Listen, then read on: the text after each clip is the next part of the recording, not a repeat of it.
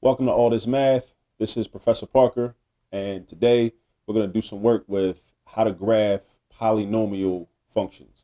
We're not actually going to graph them, but what I'm going to do is I'm going to show you how to find all the information that you'll need in order to graph the polynomial function. Okay? Now, first we look at the function that we have, and I see we have f of x. I know it's a lot going on up here, but I'm going to explain every single part. What I've really done is I've identified the key pieces of information that we need to know in order to graph this polynomial function, or any polynomial function really. The degree we need to know, the lead coefficient we need to know, and the end behavior, right? Because that's very important too. That's what I entitled this, the end behavior. We want to know what the end behavior of the graph is on the left side as well as on the right side. So, end behavior, like those arrows that you draw when you actually draw the graph, which direction are they going in? Are they going down to the left, or are they going up to the right? Or are they both going up? Are they both going up, or are they both going down? And I'm going to explain that as we get into this example. All right. Also, we need to know what the X-intercepts are. X-intercepts are also called roots, and they're also called zeros. So when you see the term X-intercept, root, zero, solution, the answer, just know that those are the x values, or those are the values of x where the graph is going to either touch or cross the x-axis. All right.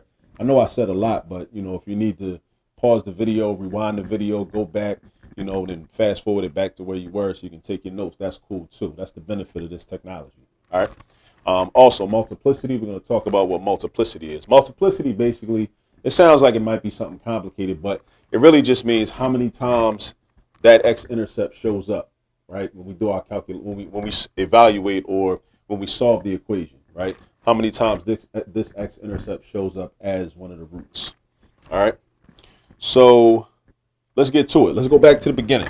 Let's look at the original function. Always be able to read the function. I see f of x. This is not f times x. This is not f times x, because this is called function notation.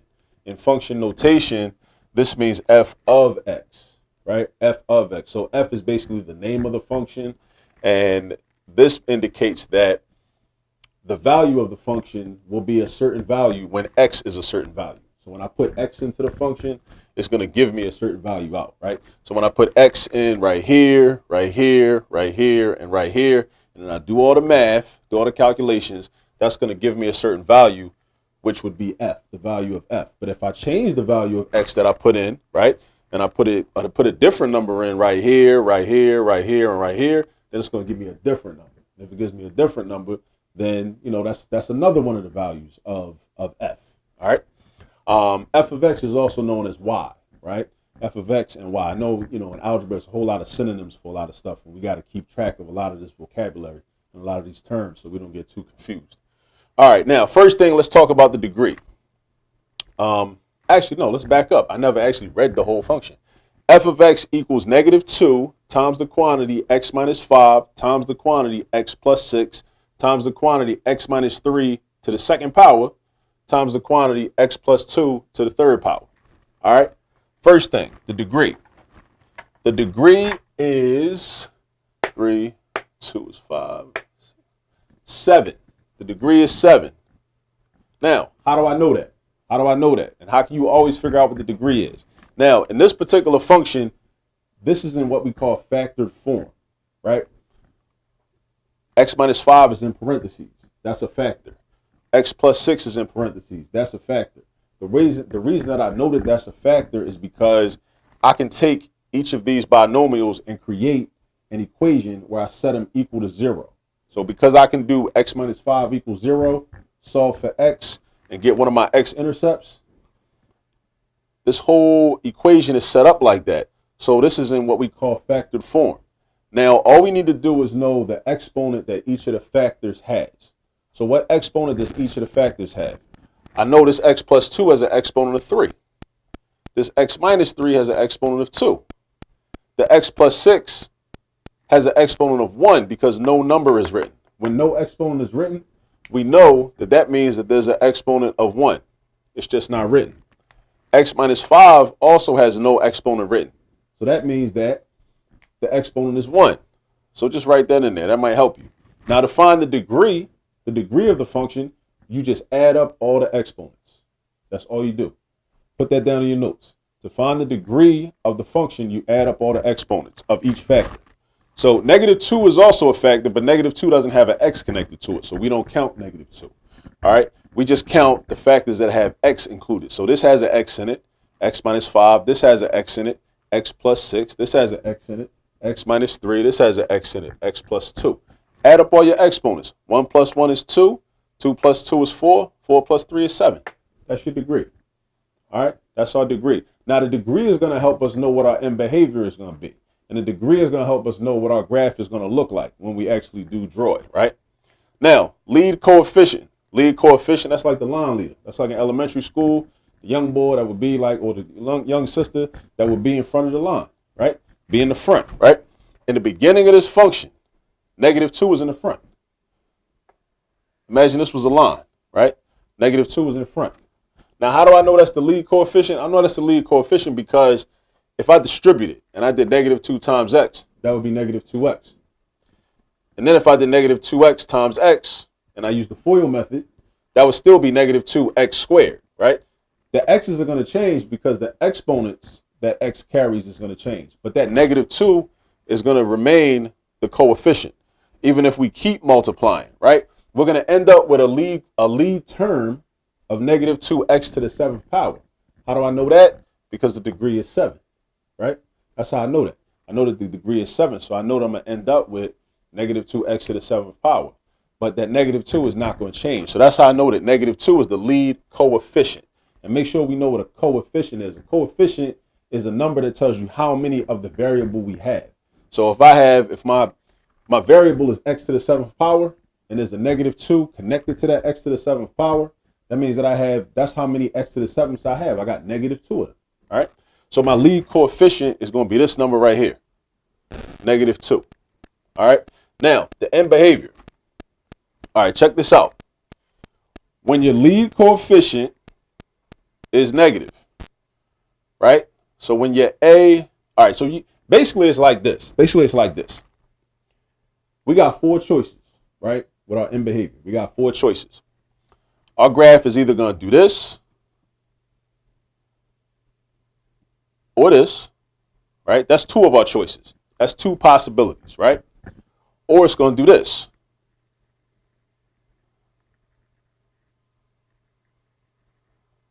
Or like that. 1, 2, 3, 4. Those are our 4 choices. Those are 4 choices. Now, when we think about end behavior of a polynomial, we want to be thinking in our mind, which of these 4 is it going to be? Now, a graph is not going to look exactly like this. It's going to be some stuff going on in between these two curves that extend upward, or these 2 curves that extend down, or this curve that goes down and this one that goes up. There's going to be a lot more activity. I would say a lot more activity in the middle section of these graphs. But you have one of these 4 choices. Now, this is how you know which one it'll be. If my lead coefficient is negative, then that means it's either going to look like this. It's going to either open down, right? So it could be this. So that means in this particular example, it cannot be this, because this is what it looks like when the lead coefficient is positive, but our lead coefficient is negative. So again, why am I crossing that off?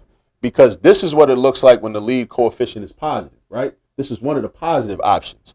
Also, when it starts from the bottom and goes up to the right, starts from the bottom on the left and goes up to the right, that's also what you have when you have a positive lead coefficient. So these 2 are positive lead coefficient options, right? All right. Now, here's where the degree comes into play. That's why it's important to know what the degree is. For these 2 options, right? Lead coefficient is negative, lead coefficient is negative. But how do you tell which one it is? When your degree is odd, it's going to look like this. Boom. When your degree is even, it's going to look like one of these 2. So when your degree is even, it's going to be one of these 2. When your degree is odd, it's going to be one of these 2. So even degree, like the even numbers, the even numbers, 2, 4, 6, 8, 10, 12, 14, and so on. Odd numbers, 1, 3, 5, 7, 9, 11, 13, right? If the degree, this right here, And remember where we got the degree from. We added up the exponents. We added up the exponents to get the degree, right? If our degree was an even number, a 2, a 4, a 6, a 8, a 10, whatever, so on and so forth, it was going to either look like this or look like this, right? If our degree is odd, it's going to look like this or it's going to look like this. Now, how you determine which one it's going to be, the lead coefficient tells you. So if it was an even number degree, if the lead coefficient is positive, then it opens up. If the lead coefficient is negative, opens down, right? Now, this is also wrong. Let me cross that out. Because again, why is this wrong? This is wrong because my degree is odd. My odd degree goes with these two functions, these two pictures, right? But, so if it's an odd degree, right? Like I wrote right here, if it's an odd degree, it's going to be one of these two. If it's positive, if you have a positive lead coefficient. So you got to keep track of two different things. You got to keep track of what's my degree, what's my lead coefficient. What's my degree, what's my lead coefficient. What's my degree, what's my lead coefficient. If I got an even degree, it's going to look like one of these two. If I got an odd degree, it's going to look like one of these two. Now, if my lead coefficient is positive, it's either going to be this joint or this joint right here. If my lead coefficient is negative, it's either going to be this one or this one. This one or this one. And because we have an odd degree and a negative lead coefficient, this is what the graph is going to look like. So in terms of the end behavior, on the left side, so imagine it's like this, right? Imagine that's your coordinate plane, right? That's your coordinate plane, right? This will be the left side. This will be the right side. So on the left side, this is going up forever. It's going up forever, right? But it's going up, right? And it's going to positive infinity, right? Because it's going to go up forever. So it's going to, on the left side, it's going to go to positive infinity, right? Because as your x values keep going left, keep going negative, your y values are going to keep going up. Now on the right side of the y-axis, what's happening? It's going down, right? It's going down. So it's going to be negative infinity. Now this is in terms of what it's going to do in relation to the y-axis, right? To the y-axis. All right. So this is actually our end behavior. So we want to know what the end behavior is. We say, okay, well, if this curve was on a coordinate plane, the coordinate plane has a y-axis. Y-axis is right here. The y-axis has a left side and it's got a right side. So you think to yourself, what's happening on the left side? What is this doing? This arrowhead means this is going up forever. It's going to go up forever. It's not going to stop. So if it's going up forever, it's going up to positive infinity. Positive infinity, right? Not in terms of what it's doing on the x-axis, but what is it doing in terms of the y-axis? Now, on the right side of the y-axis, what is it doing? It's going down forever. It's going to go down forever. So if it's going down forever, it's going down to negative infinity. All right? So that's the end behavior. Now, a couple more things we want to do before I finish this video. And then we'll have enough information to then take what we have and think about what our graph would actually look like. We're not going to actually graph it here. I'm going to leave it with just the background information that you need. To find the X-intercepts, we take each factor and create a simple equation, right? We create a simple equation, meaning we take each factor and set it equal to 0, and then we attempt to solve. So -2 is a factor, right? So we do this. We say -2 equals 0, but that's not a true statement. -2 does not equal 0. So we disregard this one, right? I just put that in there just to show you that. -2 is irrelevant because -2 does not equal 0. So that's superficial or extraneous rather. Then we look at this. This factor is x minus 5. We make x minus 5 equal 0. And if x minus 5 equals 0, we solve for x by just adding 5 to the left and adding 5 to the right. So then I'm going to have x equals 5. That's one of my x-intercepts.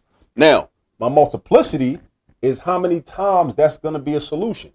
Because my exponent was 1, that means that that's only going to be a solution one time because my exponent was 1. So this x minus 5 only shows up one time because the exponent is 1. So we slide over here, say our multiplicity is 1. Then we go to the next factor. We got x plus 6 equals 0. So you see what I'm doing?